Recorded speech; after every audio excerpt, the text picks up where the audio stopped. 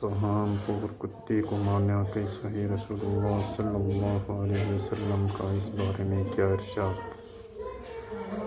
ارشاد فرمایا ہے؟ بسم اللہ الرحمن الرحیم۔ السلام علیکم ورحمۃ اللہ وبرکاتہ۔ ناظرین، آج سانپ اور کتے کو مارنے کے بارے میں حدیث شریف رسول اللہ صلی اللہ علیہ وسلم کا فرمان آپ لوگوں تک پہنچائیں گے۔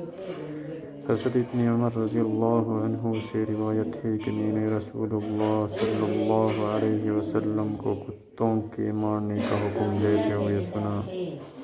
آپ صلی اللہ علیہ وسلم نے فرمایا، سانپوں اور کتوں کو مار ڈالو، بالخصوص دو داڑھیوں والے، اور تم بریدہ کو مارو، کیونکہ وہ دونوں بصارت زائل کر دیتے ہیں اور حاملہ عورت کے حمل گرا دیتے ہیں۔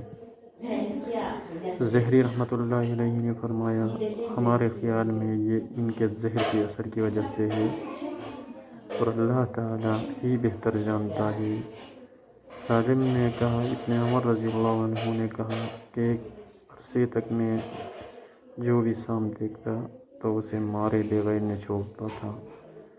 ایک مرتبہ میں نے ایک دن گھریلو سانپ کے پیچھے دوڑ رہا تھا کہ میرے پاس سے یزید بن خطاب یا لبابہ گزرے تو انہوں نے کہا، ٹھہر جاؤ اے عبداللہ۔ میں نے کہا، رسول اللہ صلی اللہ علیہ وسلم نے انہیں قتل کرنے کا حکم دیا ہے۔